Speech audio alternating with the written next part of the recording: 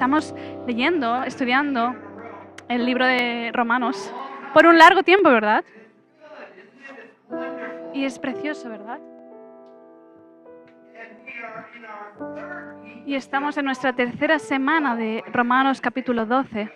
Así que ya a estas alturas ya tendríamos que... Nos ha dicho algo, nos ha hablado algo el libro de Romanos, ¿verdad? ¿Estamos listos para estudiar? ¿Estamos listos para profundizar, tomar notas? ¿Estamos listos? Resumen rápido, el libro de Romanos fue escrito porque el apóstol Pablo había escuchado que había desunidad en la iglesia y era algo realmente serio, ¿verdad? Incluso en el imperio, que los judíos habían sido echados de Roma. Así que había mucha desunidad. Pablo había compartido el evangelio y la presentación del evangelio habían desarrollado alguna división seria, especialmente sobre las preguntas sobre lo que Pablo había planteado a los judíos, que es si la palabra de Dios había fallado, si el pacto que Dios había dado a los judíos originalmente, si había fallado, si se había roto. Había un conflicto entre los gentiles y los judíos, porque estaban meditando y buscando y preguntándose esto. Y los primeros 11 capítulos de Romanos, Pablo va por toda la historia de Israel otra vez y muestra que efectivamente la palabra de Dios no ha fallado, pero que son diferentes a lo que ellos habían asumido de lo que parecía. Así que vemos que Pablo toma tiempo para responder a esta pregunta y dice básicamente que a los judíos que no creen en Jesús no son salvados por la ley o por su herencia, sino que son redimidos por la fe en Cristo Jesús, el Mesías que había sido revelado, igual que los gentiles, igual que tú y yo hoy por fe. Por fe podemos venir a conocer a Jesús, el Mesías. Y ahora que tienen la respuesta, él empieza a cambiar un poco el foco y empieza a hablar sobre la unidad en la iglesia. Esta división que había entre estos dos lados. Él decía, estos dos lados tenéis que convertiros en uno. Y ahí es donde estamos en el capítulo 12 de Romanos. No Génesis, Romanos. Gracias a la misericordia de Dios, ahora tenemos un propósito. Pertenecemos a un cuerpo. Y como escuchamos la semana pasada por el pastor John, qué guay, qué increíble es tener a pastor John aquí después de una semana después de la cirugía. El Señor es bueno. Amamos a nuestro pastor, ¿verdad? Es increíble tenerlo aquí, sentado aquí en primera fila.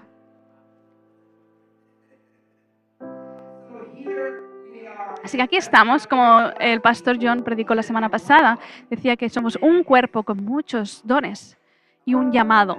Qué importante es esto. Y hoy vamos a escuchar el corazón del Espíritu a través del apóstol Pablo, de que el fundamento de esta unidad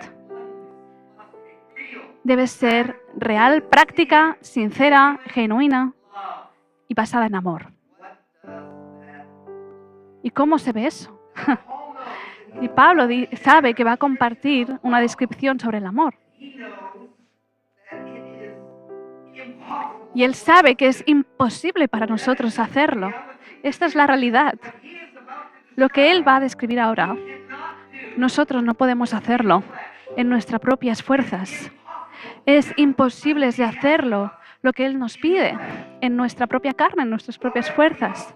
Sin embargo, él también sabe que lo que está disponible para aquellos que llegan a conocer a Jesús es la transformación y la renovación de nuestras mentes, que la pastora Brandy compartió hace 2 semanas en Romanos capítulo 12, del 1 al 2. Porque sin esa transformación de nuestras mentes, la renovación de nuestras mentes, el vivir en el amor que vamos a compartir ahora no es posible si no renovamos nuestras mentes. Nos encontramos con estos mismos desafíos hoy, cuando se nos manda a vivir en amor. Así que vamos a hablar en 3 puntos hoy. El primero es amor o nada, que veremos del versículo 9 al 13. Amor sin represalias, del 14 al 19. Y por último, amor sin límites, del 20 al 21. Vamos a leer todo esto, porque es una porción de la Escritura que predica por sí misma. No voy a haceros levantar, pero vamos a leer conmigo Romanos 12, del 9 al 13. Que el Espíritu te hable a ti y que nos hable como iglesia. ¿Estamos listos? El amor debe ser sincero. Aborreced el mal, aferraos al bien. Amaos los unos a los otros con amor fraternal, respetándoos y honrándoos mutuamente. Nunca dejéis de ser diligentes. Antes bien, servid al Señor con el fervor que da el Espíritu. Alegraos en la esperanza, mostrad paciencia en el sufrimiento, perseverad en la oración, ayudad a los hermanos necesitados, practicad la hospitalidad. Simple, ¿verdad? Así que mientras que leemos estos versículos, espero que también te hayas dado cuenta de una correlación que hay entre este versículos y 1 Corintios, capítulo 13, que es el capítulo del amor. Probablemente lo habéis escuchado las mismas cosas. Y creo que esta porción en Romanos es la versión de Romanos 13, pero vivida en la vida real. Se escribió más tarde que 1 Corintios. Es interesante porque tenemos esta división que está pasando en la iglesia de Roma y Pablo está aplicando eso que ya se había hablado antes, lo está aplicando de una forma práctica aquí en Roma. Es interesante que mientras que miramos que se nos manda a amar, cuando Jesús habla de amar y Pablo también habla de amar unos a otros, Jesús lo lleva a otro nivel. Él dice, no solamente amad a vosotros mismos o a los demás, sino amad a vuestros enemigos. ¡Auch! Esto no es fácil. Tenemos que alejarnos de la maldad y amar a otros de la manera en la que Cristo nos amó a nosotros y dio su vida por nosotros en la cruz. Esto seguramente es lo más importante en las Escrituras y en nuestra vida cristiana. Es ser el fundamento de todo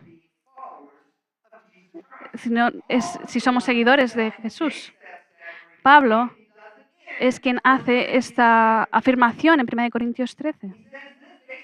Dice esto básicamente, de que podéis tener todos los dones espirituales del mundo, puedes fluir en sabiduría, en conocimiento, poner las manos sobre otras personas, se pueden sanar, puedes mover montañas si quieres con oración. Puedes dar todo tu dinero, todas tus cosas materiales a los pobres. Puedes hacer todas estas cosas, incluso sacrificar tu propia vida. Pero si no está hecho en amor, ¿qué significa? Nada. No significa nada. No significa nada. No significa un poquito menos. Significa que no tiene ningún valor, ninguno en absoluto. Así que si el amor es el centro, la pieza central de nuestra fe, entonces es todo o nada de nuestra fe. El amor es todo o nada en la cristianidad. Así que escuchad mi corazón con esto. Todos hacemos errores en nuestras doctrinas, en nuestras ortodoxias, significa en nuestras creencias, en nuestras enseñanzas. Vamos a hacer errores allí. Por eso es que hay tantas denominaciones, tenemos las cosas básicas, tenemos a Jesús como nuestro Salvador, pero hay millones de denominaciones y diferentes opiniones. Y esto ha pasado a lo largo de la historia. Vamos a hacer errores en nuestra doctrina. Y estamos firmes en nuestra doctrina y muchas veces luchamos por nuestra doctrina, aunque a veces pueda tener problemas. Nos ponemos muy defensivos y muy ansiosos por si alguien piensa diferente que nosotros pensamos. Pero esta es la cosa. Vamos a hacer errores allí, pero no podemos hacer errores en esto. No podemos cometer errores cuando se trata del amor. ¿Estáis conmigo? Voy a decir de una manera sencilla. Si el amor es el mandamiento supremo, entonces no amar Es la mayor herejía en la iglesia. ¿Estás conmigo? ¿Por qué? Porque nuestra ortodoxia, nuestras enseñanzas, nuestras creencias, si no están fundamentadas en el amor, no significan nada. Entonces, históricamente, la iglesia global, a lo largo de los siglos, no lo hemos hecho tan bien en las cosas que realmente teníamos que hacerlo bien. Y es esta pieza de la que estamos hablando. Hemos protegido la fe, hemos protegido la verdad, ¿verdad? Y a alguien que vaya en contra de esto le llamamos hereje. Incluso justificamos nuestras acciones para combatir a la herejía e incluso usar violencia y matar en el nombre de defender la fe. Amigos, esto es lo que hay. Si nosotros defendiendo la verdad deja de verse como amor, entonces no es nada. No es amor. Es lo contrario del amor. No hemos bendecido a Jesús con nuestras acciones cuando el amor se convierte en violencia. ¿Qué tienes? Buenas noticias. Hay buenas noticias. Las buenas noticias es que cuando nosotros permitimos que el amor sea el fundamento y trabajamos en esta área, se ve completamente distinto. Todo cambia. Empezamos a construir puentes en lugar de construir murallas. Quizás podemos estar de desacuerdo, pero lo hacemos con humildad y nos amamos y nos respetamos unos a otros, porque el amor no es opcional. Sin el amor no tenemos nada. Tengo una pequeña historia de la cual no estoy orgulloso. Era pastor, tenía 27 años. Había estado pastoreando una iglesia que había estado en conflicto y en luchas. Y mi grupo de jóvenes era mayor, no era tan joven, y yo tenía 27. Era un desafío para mí. Pero Dios estaba creciendo la iglesia. Porque a pesar de mí, gracias a mi mujer seguramente, pero cosas estaban pasando y la iglesia estaba creciendo y había nueva vida. Había un pastor joven que había sido herido en el ministerio y él estaba viniendo a nuestra iglesia. Él formaba parte del equipo de otras iglesias y fui a su iglesia. Él no era el pastor principal y le di una palabra de ánimo y él me preguntó muy específicamente, Pastor, ¿podrías venir y dar una palabra de ánimo? Pero por favor no hables sobre la doctrina de prosperidad, porque esta iglesia estaba muy fundamentada en toda esta ideología de prosperidad. Y decía, mira, esto no será realmente de ayuda. Si puedes hablar de algo de ánimo, pero sin hablar de esto. Y yo estuve de acuerdo con eso, aunque por mí, en ese momento, es una doctrina que me desagrada porque ha hecho mucho daño. Y hay muchas... estuve de acuerdo y dije, no hay problema. Que estaba predicando en esta preciosa congregación y fui inspirado. Y empecé a ir punto a punto bíblicamente. ¿Por qué?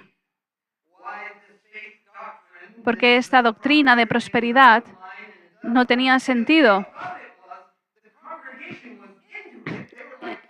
Y la iglesia estaba como, sí, es verdad. Formaban parte de esta iglesia. Y yo pensé, oh, Dios me está usando aquí, ¿verdad? Estoy arreglando la iglesia. Me sentí genial hasta que salí por la puerta y estaba mi amigo.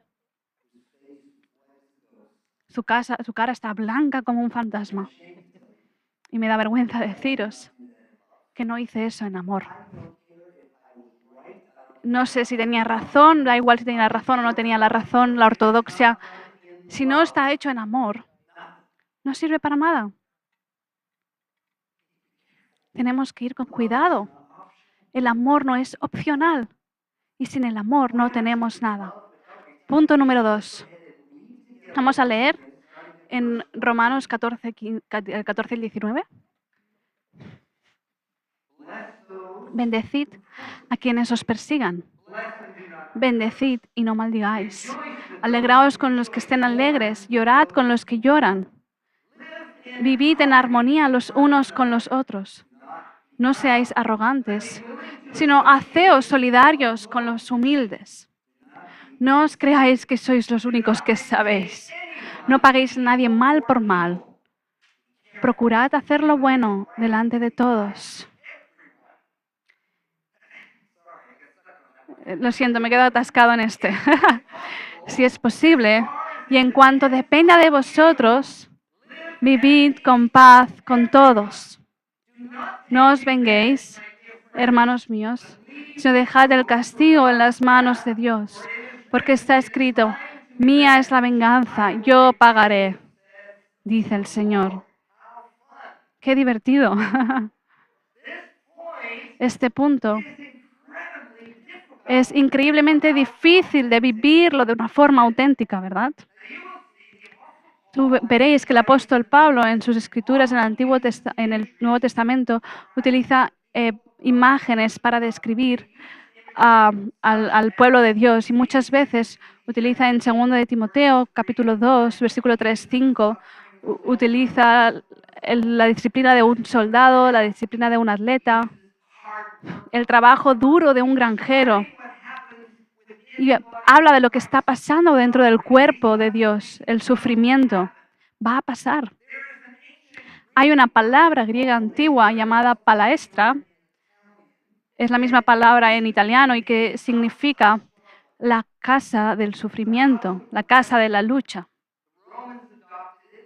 Los romanos lo cogieron y todavía está en el idioma en italiano y significa gimnasio. Y muchas veces veo la iglesia como una palestra espiritual, una casa de lucha, ¿verdad? No queremos admitirlo, pero es así. Y deberíamos admitirlo porque nos hace más fuertes. Por eso tenemos pastores, predicadores, maestros, todas estas listas de personas que tienen roles y queremos ayudarnos unos a otros para ser equipados en la fe. Pero la cosa del gimnasio es que no es algo teórico. El gimnasio se pone a prueba a través de la presión. El trabajo que haces se prueba bajo presión. Y es la misma forma en la iglesia de Jesús, de Cristo. Vamos a ser puestos a prueba por cómo actuamos en nuestras relaciones. Y eso es lo que Pablo dice, que el amor sea sincero, que el amor sea genuino. Vamos a ponerlo a prueba en cómo somos unos con otros. Ahí es donde todo se pone al mismo nivel. A veces todo es muy bonito, las sonrisas, los abrazos en la iglesia, la risa. Esto es muy espiritual y es muy importante. Lo que destaco en ministerio, puedo estar en la puerta, en la entrada, y tengo la oportunidad de abrir la puerta y saludaros mientras que venís y sonreímos y chocamos los 5. Y esto es importante. Quizás algunos de vosotros nunca tenéis una sonrisa en toda la semana y es un gran momento por ti y por mí, excepto por esa puerta que tenemos que moverla cada vez que alguien quiere ir al baño. Necesitamos una nueva iglesia, ¿verdad? No nos llevamos esa puerta con nosotros, os lo prometo. Es algo muy valioso, las risas, las sonrisas, pero es una parte muy pequeña de lo que estamos hablando aquí. Estamos hablando de las pruebas más difíciles y de las pruebas más difíciles es el amor genuino unos con otros. El amor es algo muy difícil y también pone a prueba nuestra fe. Muchas personas han perdido su fe porque no mostraron amor en la iglesia. Eso no es solamente el fallo de la persona que perdió su fe, pero también la iglesia no mostró amor. Y yo también he experimentado esto. Una de las pruebas de amor más que revela es cuando tenemos conflicto entre nosotros. ¿Qué vamos a hacer cuando tenemos conflicto? ¿Vamos a huir? Vamos a esconderlo profundamente para que nadie lo vea, nadie lo sepa, no queremos conflictos y pensamos que eso es santo. Pero eso es una estupidez, la verdad. Si huyes de esto, te estás perdiendo la oportunidad del Espíritu Santo. Siempre lo digo, el conflicto es una oportunidad peligrosa. ¿Es peligrosa?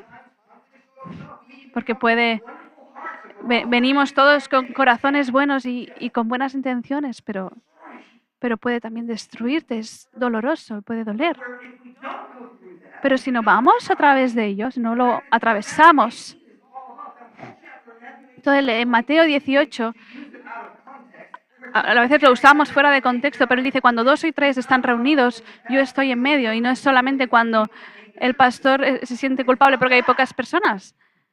No es así, sino es sobre el conflicto. Cuando un hermano está en conflicto con el segundo hermano y no se ponen de acuerdo, la tercera persona que viene, Jesús dice, si os estáis juntando con esperanza de restauración, yo estoy allí, yo estoy en medio y yo quiero traer restauración. El conflicto es una prueba espiritual.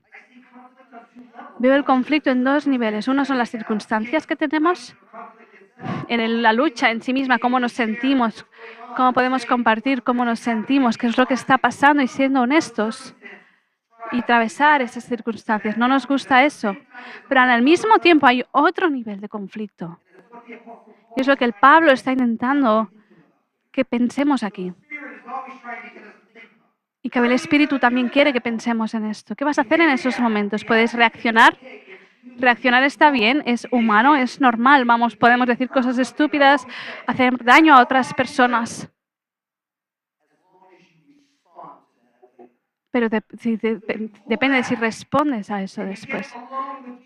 Cuando tú te vas a solas con Jesús y dices, mira, Espíritu, entre tú y yo, ¿se ve como amor en el conflicto? ¿Estoy poniendo en práctica el amor? ¿El amor es paciente? ¿Fui paciente con mi hermano? ¿Honré a mi hermano más que a mí mismo? En Romanos capítulo 12, todas estas cosas que permitimos que el Espíritu Santo nos transforme. Lo sabemos en nuestro pensamiento. ¿Estáis siguiéndome? Sí que hay 2 niveles distintos. Y cuando nos hacen daño es parte de la humanidad, de intentar justificarnos a nosotros mismos, defendernos a nosotros mismos. No nos gusta admitirlo, pero es parte de la naturaleza humana y la palabra es muy clara en esto. La venganza no es una opción. Incluso pensando en la venganza no es una opción para aquellos que siguen a Cristo. Somos desafiados a buscar al Espíritu Santo y buscar otras formas creativas de gestionar nuestro dolor. Si somos seguidores de Jesús, queremos esperar y pedir por misericordia por el enemigo que está produciendo este dolor en tu vida y por perdón para ellos y arrepentimiento y reconciliación. Parte de este punto es que es buena sabiduría del Espíritu que Él nos da. Si nos negamos a tomar venganza, estamos siendo sensibles con nuestra responsabilidad de nuestra propia salud mental y emocional. Es sabio no tomar venganza. Cuando permitimos que nuestras vidas sean determinadas por la maldad que otros han hecho sobre nosotros, hay sabiduría. Lo que el apóstol Pablo dice en el versículo 21. No combatáis al dolor, no seáis conquistados por el mal, sino conquista el mal con el bien.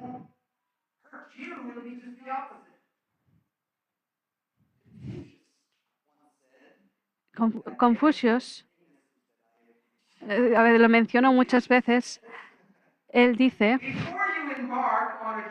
que antes de emprender un camino de venganza, cava 2 tumbas. Esto es verdad.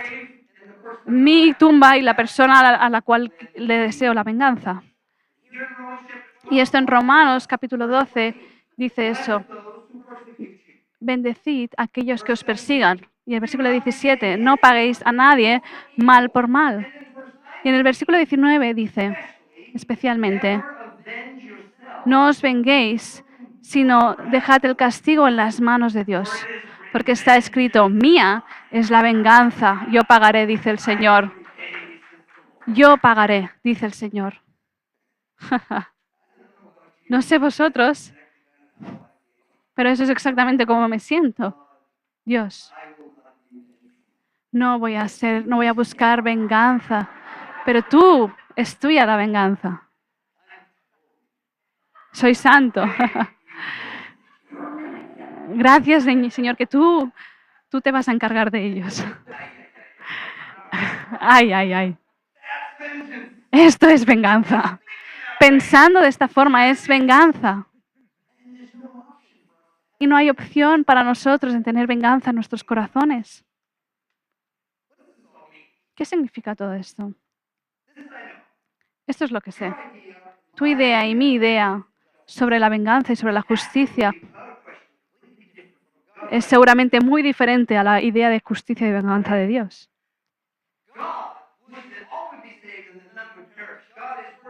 Dios está trabajando en aquellos que hacen el mal, incluso intentando traerlos a la luz y que se acerquen a Él.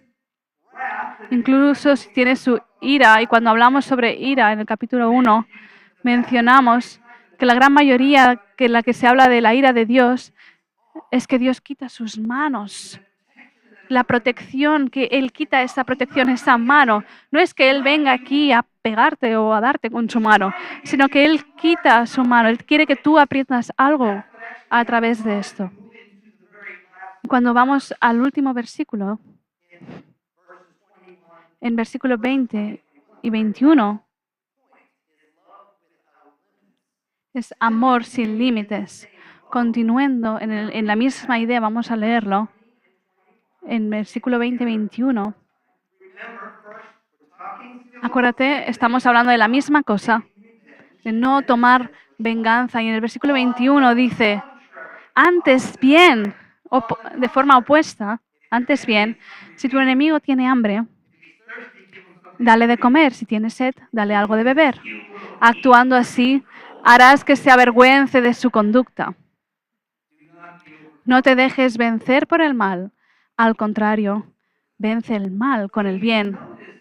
Así que si te das cuenta de lo que está pasando aquí, te das cuenta de esta idea de venganza.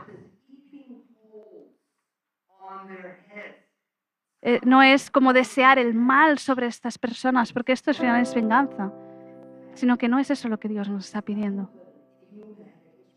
Es una expresión idiomática de que Él se refiere a abrir la puerta a la convicción. ¿Cuántos de vosotros habéis tenido convicción del Espíritu Santo? A veces el Espíritu Santo, de forma gentil pero firme, viene a ti y te dice, no lo creo, no creo que sea así. Y hay convicción en tu corazón cuando alguien está haciendo algo mal. Y no tomas venganza. Estás brillando una luz en medio de la oscuridad y la maldad, que entonces es entendido y le da al Espíritu Santo oportunidad de trabajar en esta alma o en ese enemigo tuyo para el bien. No hay garantía de que esas personas vayan a aceptar eso. Todo el mundo tiene libertad, ¿verdad? Pero hay una oportunidad. Así que nosotros no tomando la venganza, sino haciendo un camino para que el Espíritu Santo pueda traer convicción para su gloria. Quiero que veáis cómo Dios responde. Quiero que vayamos a la cruz. En Lucas capítulo 3, versículo 30, dice Jesús estando en la cruz, se oyó, Él lo dijo en voz alta, Padre, perdónalos, porque no saben lo que hacen. Espero que puedas imaginarte esto en tu mente, a Jesús diciendo esto ahora mismo en la cruz. Padre, perdónalos porque no saben lo que hacen. Puede ser algo ser más bonito y más asombroso que esta oración. Después de ser golpeado y lleno se ha burlado, se ha escupido encima de él y también agujereado en sus manos y en sus pies, experimentando la pesadilla de cargar todo el pecado, de todo nuestro pecado y el pecado de toda la humanidad sobre él. Jesús dice y grita y asume que sus enemigos son ignorantes. Ellos no saben lo que están haciendo. Entonces, Él ora por su perdón.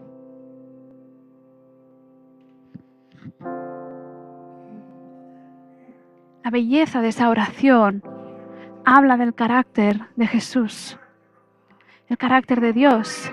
Si te estás preguntando cuál es la imagen de Dios, esa es la imagen de Dios, la imagen que tienes que llevar contigo cada día.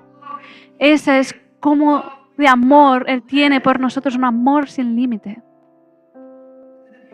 Y la belleza de esta oración puede sanar y transformarte completamente. Pero también te presenta a ti y a mí, creyentes de Jesús, con un desafío que te quita el aliento. Porque hemos sido mandados a seguir el ejemplo de Jesús en todas las cosas. Y aquí hay un montón de versículos que lo dicen. Y hemos sido mandados a tener la misma actitud de la mente que Jesús tuvo. Mira en Filipenses, versículo 2:5. Dice, en vuestras relaciones, en vuestras actitudes unos con otros, vuestra actitud debe ser como la de Cristo Jesús. ¡Wow! Esto significa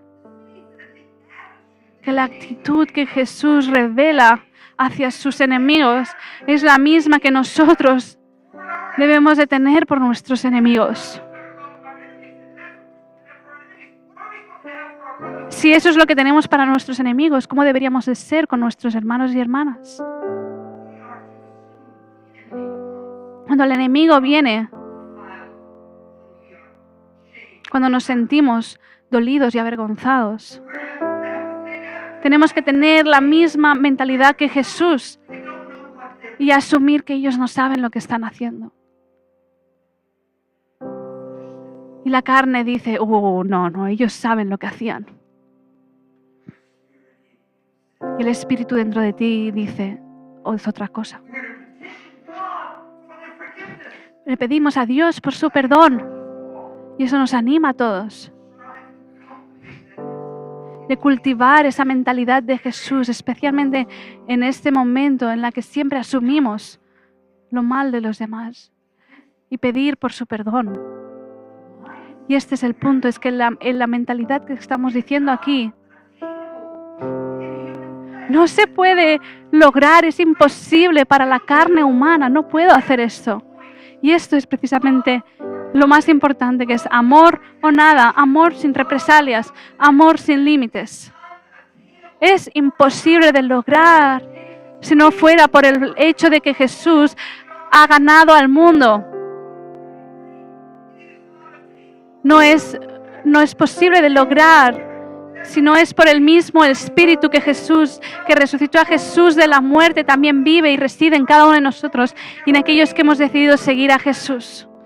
Como lo dice el versículo 11. El mensaje de acción no es de intentarlo con más ganas, con más fuerzas, no es sobre culpabilidad, es sobre reconocer que no somos nosotros en Jesús. Somos una nueva creación, lo antiguo se ha ido y lo nuevo ha venido. Y el mismo Espíritu que resucitó a Jesús de la muerte vive en nosotros. No podemos hacerlo con nuestras propias fuerzas, pero si nos rendimos al Espíritu Santo, Él nos va a ayudar a amar y no tener envidia. Amar y ser pacientes, a ser bondadosos. Él nos va a ayudar cuando vamos a cometer errores y Él cómo nos va a levantar y corregirnos. Si nos estamos rendirnos de forma honesta a Él. Voy a concluir con esta última idea del amor sin límites. Escuché sobre un pastor que daba este testimonio de cómo él se le pidió de ministrar a una familia que el padre había matado a su hijo, el más pequeño, por abuso. Y el pastor estaba ahí, intentaba ministrar, pero sentía estas emociones tan intensas, con enfado e ira hacia ese padre, y eso no era, y él no era bueno, no podía ministrar. Así que fue al Señor y oró.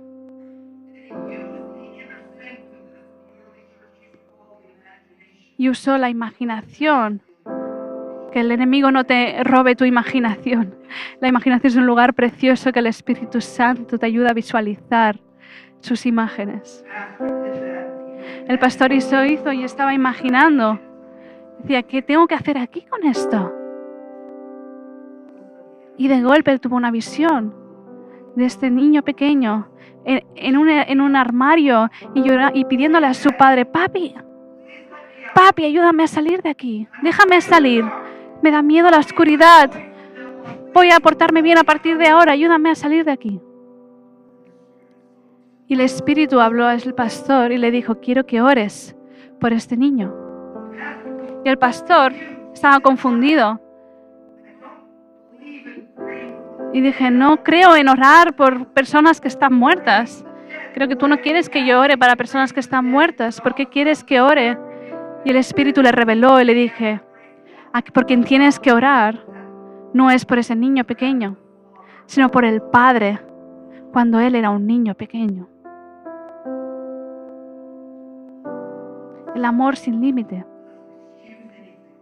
no es una excusa de todo lo que pasó, pero nos ayuda a cambiar la perspectiva de cómo Dios lo ve, cómo Dios está intentando de ir detrás de este Padre para convencerlo, para llevarlo cerca de Él.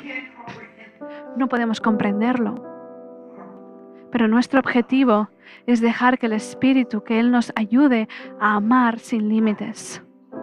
¿Cómo se vería para ICB si todos empezáramos a amarnos sin límites? ¿Cuál sería el testimonio para Barcelona? Cuando empezamos a hacer cosas que sabemos que nuestra propia carne no podemos hacerlo, pero el Espíritu Santo lo hace a través de nosotros. No hay límites para el amor. Vamos a cerrar nuestros ojos ahora. Quiero que te tomes un minuto.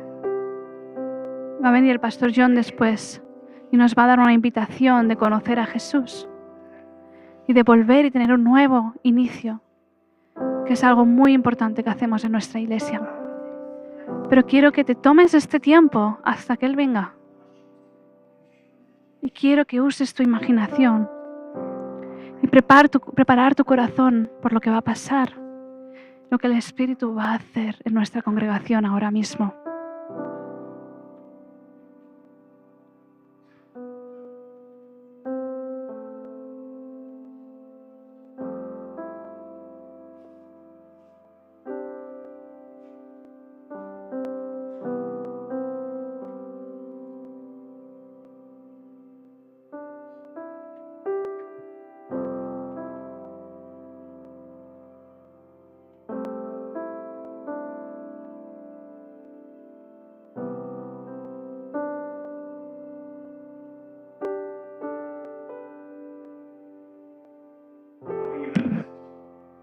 Gracias, Paul, por ese mensaje, amor sin límites. En un momento vamos a tener un minuto de oración, un momento de reflexión privado entre tú y yo y Jesús. Cuando hagas eso, quiero que sepas que Él ya lo sabe, ya te conoce. Siempre queremos dar una oportunidad de conocer ese amor que no tiene límites, de aceptar a Cristo. Quizás estés aquí y digas, no soy un seguidor de Cristo, Pero Jesús vino en el momento adecuado, la combinación de todos los siglos. Él vino en la humanidad, vivió una vida perfecta y murió en la cruz, pagando el precio de tus pecados y mis pecados, de tu pasado y mi pasado, y Él volvió a la vida. Y Él está intercediendo por nosotros y lucha por nosotros. Eso significa que aquellos que pongan su esperanza en Él tienen el derecho de ser llamados hijos de Dios. Quizás estás aquí o estás en el online y dices, no soy seguidor de Jesús, y sabemos que tienes más preguntas que respuestas. No tienes que tenerlo todo resuelto. Lo que puedes hacer hoy es tomar tu primer paso de poner tu confianza en Él. Y después de ahí queremos ayudarte con las preguntas que vengan. Si eres tú, si quieres ese perdón y esa paz y esa verdad en tu vida, quiero orar contigo. Quizás digas, mira, yo solía ser un seguidor de Jesús, solía vivir en conexión con Él, incluso hay gente que piensa que todavía lo haces. Pero si eres honesto, quizás digas, mira, hace mucho tiempo que realmente no vivo con Cristo. Me gustaría volver a empezar, una nueva oportunidad, empezar de cero. Si eres tú, tengo muy buenas noticias para ti. Jesús está aquí. Sus brazos están abiertos para darte la bienvenida a casa, volver a la familia. Esto es lo que vamos a hacer juntos. Vamos a cerrar nuestros ojos. ¿Por qué hacemos esto? Pues para crear un momento privado entre tú y Jesús. Quizás digas, necesito a Jesús en mi vida, por primera vez. O quizás digas, necesito un nuevo empezar con Él, una nueva oportunidad. Allí donde estás, puedes levantar tu mano, quiero orar por ti. Necesito un nuevo empezar. Te veo. Te veo también ahí en el balcón, amigo. Quiero un nuevo inicio, vida en Cristo. Un nuevo empezar. Levanta tu mano, vamos a orar juntos.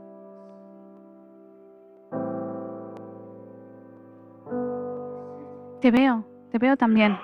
Si estás conectado de forma online, alguien está esperando para hablar contigo, ponlo en el chat para poder contactar y orar contigo. Y si estás en el vestíbulo, también hay una persona queriendo orar por ti. También te veo en el balcón.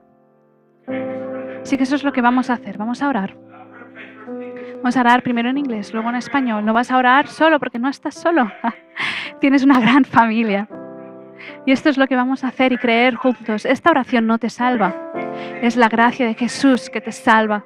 Esta es la proclamación externa de lo que Dios está haciendo dentro. Vamos a orar primero en inglés y luego en español. Jesús, te necesito. Perdóname de mis pecados. Perdóname por el pasado. Ven a mi corazón.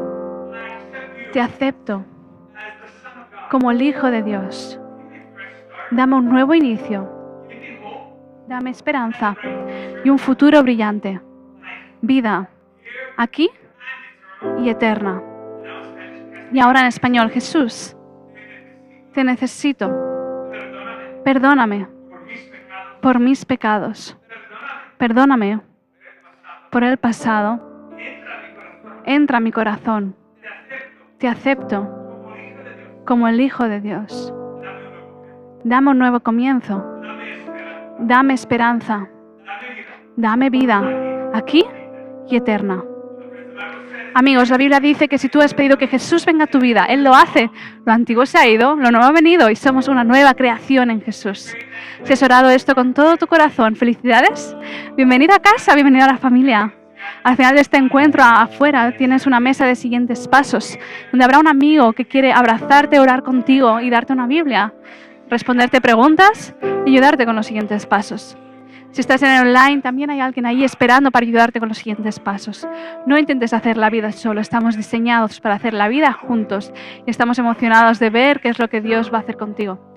También tenemos este material de próximos pasos, lo tenemos impreso o en digital, en inglés y en español. También lo tenemos en catalán y lo puedes descargar a través de este QR. Y es una guía para los siguientes 21 días, para ayudarte en el camino que has empezado y ayudarte en los siguientes pasos. Así que coge uno de ellos y esperamos que sea una bendición para ti. Vamos a pasar un momento de reflexión y de oración con manos abiertas y corazones abiertos. Esta es la pregunta para ti. ¿Qué parte de este pasaje te resulta más desafiante? ¿Y qué te pide Dios que hagas al respecto? Es una invitación. Escucha y responde.